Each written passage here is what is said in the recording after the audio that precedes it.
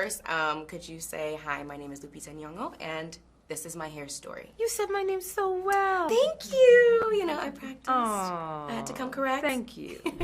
Hi, my name is Lupita Nyong'o, and this is a hair story.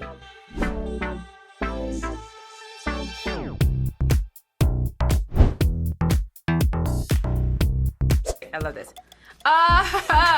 This is me when I was like 3 or 4 years old. I used to have to go to the salon and get my hair done, and I hated it because they pulled so hard. And obviously this had been on for a while because you can't even see the lines in that. Are you tender-headed? I'm not tender-headed anymore. I was at this age. How old were you when you knew you wanted to be an actress? Well, I knew I wanted to be an actress from when I was little, maybe 5, but I didn't allow myself to actually really want it until I want to say 24 or 5. Why did it take so long for you to really commit to wanting to be an actress at the time? It took long for me to admit that that was the main thing that I wanted to do, because we didn't have much of a film industry when I was little. So the idea of wanting to be in the movies was just so lofty and ridiculous, you know? So it was a dream that I kind of dreamt secretly, but it would have been ridiculous to say, yeah, I want to go to Hollywood and be an actor. Everybody would be like, who do you think you are? The thing is, I feel like that is still a thing that a lot of us kind of battle with now. Yeah. So you being able to admit that and go for it is so amazing. On social, you tweeted, if I could say 3 things to my younger self, it would be: 1, it's better to be an honest girl than a good girl. 2, it is better to be a kind girl than a nice girl. And then 3, which I think relates to this, it's better to get it wrong and grow than to get it right and remain rigid. What are the experiences that led you to those 3? My goodness. The question about who you want to be is different from the question about who you're supposed to be. And I think that's what I needed to move away from. Right. I was asking, who am I supposed to be? I was waiting for permission. And then I realized that doesn't matter. Yeah. What matters is what you want to be. Was that based on your parents? Was it like your parents wanted one thing? No. My parents always supported me, but it was pressure from my society that said, you need to be a lawyer, you need to be a businesswoman, you need to be a doctor, you need to be, something of mana. That's what we say. Something of substance. Exactly, and being an actor was not on that list. It's better to be an honest girl than a good girl. I learned that from my mom, for sure. She's always been honest, and sometimes it's meant that people think she's mean. They misunderstand it, but at the end of the day, integrity, I've seen how it has done right by her and done right by me. What was the other one? The other one was, it's better to be a kind girl than a nice girl. Oh, I learned that from Oprah. Oh, really? Oh, yes. Oprah with the T. Yes, Oprah says that she's not interested in being nice. Kindness, and kindness also means being kind to yourself. So it's important to be able to disappoint others in order to be true to yourself. Oh, I love that. But to do so with kindness. My no does not need to be aggressive or violent. No, like Oprah says, is a full sentence. And sometimes you have to say it in order to remain true to yourself, or to be protective of yours, of what is yours, or whatever. Kindness is more important than being nice, because nice means you're playing into other people's expectations, right, and trying to be popular, which sometimes can do you no good. No good at all. And the last one was, it's better to get it wrong and grow than to get it right and remain rigid. Oh man, that I've learned the hard way through really getting it wrong. And I don't like getting things wrong. I have good student syndrome, so I want to do everything right, and when it goes wrong, it really wreaks havoc on my nervous system. I actually learned that from my friend Sahim Ali. He's a theater director, and he is so good at working with what he knows in the moment. And when he learns something else, he'll discard of the old thing and adapt to the new thing, and he doesn't beat himself up. And I was like, how can you do that? Right. How do you not suffer the things you didn't know? He was like, because I didn't know them.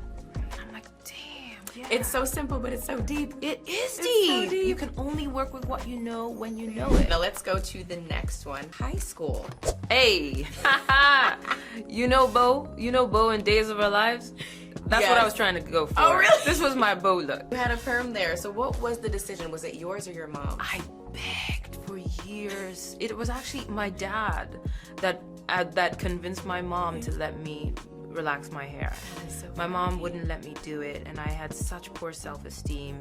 And she's not good with braiding hair, and she would braid my hair, and you're like, and I'd spend I would spend recess in the bathroom because I was so embarrassed about how I looked. I just felt so ugly. And it was when, these are European standards of beauty that say, hey, if your hair is not straight, then you're not cute.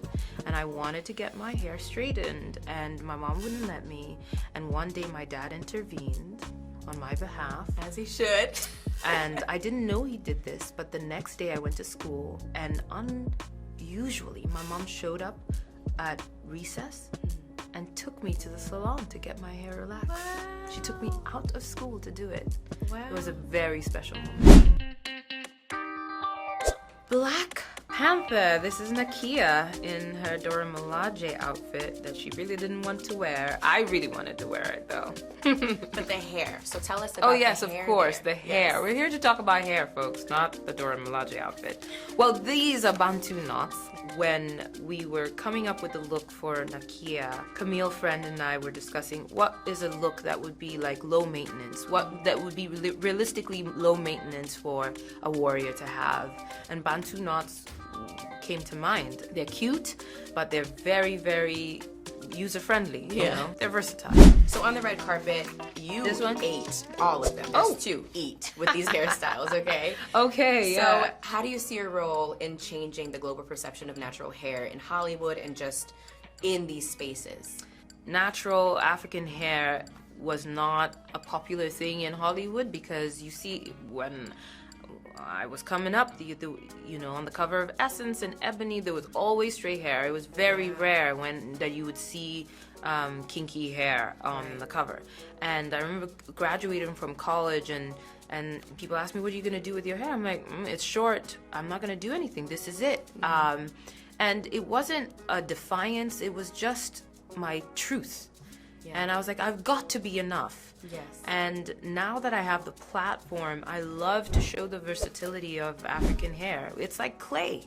It is like clay. Yeah, it's like clay, and it can be art in the right hands. You've shown that, obviously. Thank you, and Looks I really beautiful. enjoy it. And this is making up for all the years that I didn't want to have kinky hair. So let's talk about A Quiet Place. Oh, yes. In the movie, Sam reminisces on moments with her family that she holds dear. And family is something that's important to everyone. So what are the similarities that you see between you and your character? I think that Sam, when the movie starts, is in a very standoffish place in her life. And her life circumstances have made her so. And her outlook on life is very different from mine. And I like that challenge to try and see the world through someone's eyes who is trying to distance herself from anybody she knows. But in the arc, without destroying this for people who haven't seen it, she learns something about the importance of human connection, which is way more familiar to me. I see that. No, I cried, I laughed, I was upset. It was so many things at once, and you portrayed her character beautifully. Thank you. So thank you so much.